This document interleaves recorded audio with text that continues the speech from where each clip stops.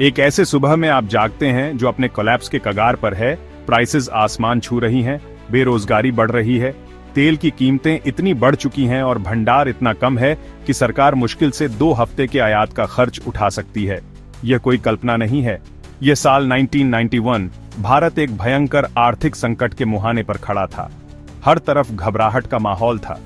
हम इस स्थिति तक कैसे पहुंचे, और सबसे महत्वपूर्ण, हमने इस संकट से बाहर कैसे निकला?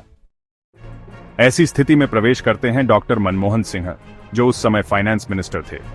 उन्होंने इस मोमेंट ऑफ क्राइसिस को भारत के इतिहास के एक महत्वपूर्ण टर्निंग पॉइंट में बदल दिया। इस वीडियो में हम एक संकटग्रस्त राष्ट्र की कहानी को उजागर करेंगे, उन साहसिक सुधारों को समझेंगे जिन्होंने देश को बचाया, और एक दूरदर्शी नेता की स्थायी विरासत को जानेंगे। संकट एक रात में नहीं आया।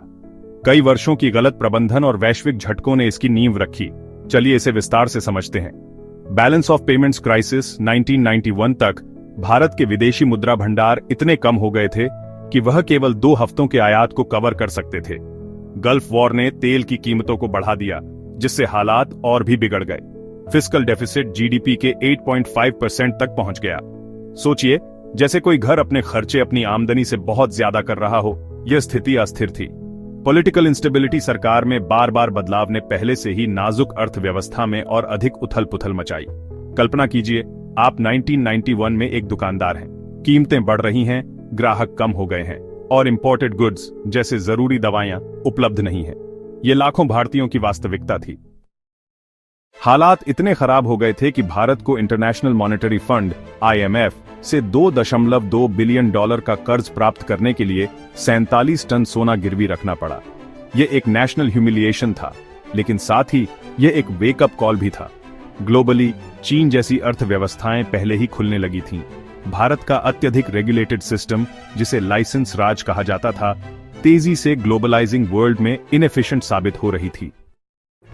अगेंस्ट दिस बैकड्रॉप, इस पृष्ठभूमि में प्रधानमंत्री PNV नरसिम्हा राव ने डॉक्टर मनमोहन सिंह को फाइनेंस मिनिस्टर के रूप में चुना। एक रिनाउंड इकोनॉमिस्ट, एक्सपर्टीज और साहसिक, अभूतपूर्व कदम उठाने की तत्परता दोनों को लाया।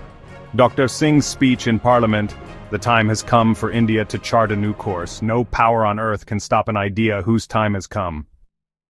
डॉक्टर सिंह की पॉलिसीज रेवोल्यूशनरी थी। चलिए इन्हें 3 मुख्य स्तंभों में विभाजित करते हैं: लिबरलाइजेशन, प्राइवेटाइजेशन एंड ग्लोबलाइजेशन, या LPG। लाइसेंस राज को समाप्त कर दिया गया, जिससे लालफीताशाही कम हुई और एंटरप्रेन्योरशिप को बढ़ावा मिला। इंपोर्ट रेस्ट्रिक्शंस को आसान किया गया, जिससे भारत को ग्लोबल मार्केट में एकीकृत किया गया। स्टेट ओन्ड एंटरप्राइजेस को प्राइवेटाइज्ड की गई, जिससे इनएफिशिएंसी और राजकोषीय बोझ में कमी आई। फॉरेन डायरेक्ट इन्वेस्टमेंट को इनकरेज्ड किया गया, जिससे कैपिटल और टेक्नोलॉजी आई। इंडियन रूपी डिवैल्यूड किया गया, जिससे एक्सपोर्ट्स मोर कंपेटिटिव बन सके। Fiscal and financial reforms, subsidies को घटाया गया और टैक्स सुधारों को लागू किया गया ताकि कंप्लायंस बढ़ सके। बैंकिंग रेगुलेशंस को सरल किया गया और कैपिटल मार्केट की निगरानी के लिए सेबी की स्थापना की गई। सुधार टफ थे, लेकिन ट्रांसफॉर्मेटिव थे। चलिए इसके इमीडिएट इंपैक्ट को देखते हैं। कुछ महीनों में ही इकोनॉमी स्टेबलाइज हो गई और भारत ने डिफॉल्ट से बचा लिया। फॉरेन इन्वेस्टमेंट में वृद्धि हुई क्योंकि भारत में इंटरनेशनल कॉन्फिडेंस बढ़ा। स्टॉक मार्केट में तेजी आई, जो रिकवरी का संकेत था। एवरेज इंडियन के लिए ये reforms better products, job opportunity and better future का मतलब थे। डॉक्टर मनमोहन सिंह के रिफॉर्म्स ने सिर्फ इकोनॉमी को बचाया नहीं, बल्कि उसे नया रूप भी दिया। भारत एक ग्लोबल IT हब बन गया, जिससे लाखों नौकरियां पैदा हुईं। GDP की ग्रोथ में भारी उछाल आया और गरीबी दर में ड्रामेटिकली कमी आई। भारत ग्लोबल इकोनॉमी में एक की प्लेयर बन गया और ट्रेड एंड इन्वेस्टमेंट को आकर्षित किया। डॉक्टर सिंह के रिफॉर्म्स हमें 3 महत्वपूर्ण लेसन सिखाते हैं। एडेप्टेबिलिटी, क्राइसिस अक्सर हमें ऐसे तरीके से अनुकूलित होने के लिए मजबूर करता है जैसा हमने कभी सोचा नहीं था।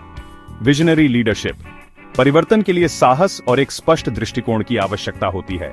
लॉन्ग टर्म थिंकिंग, कभी कभी तात्कालिक कष्ट दीर्घकालिक लाभ का कारण बनते हैं।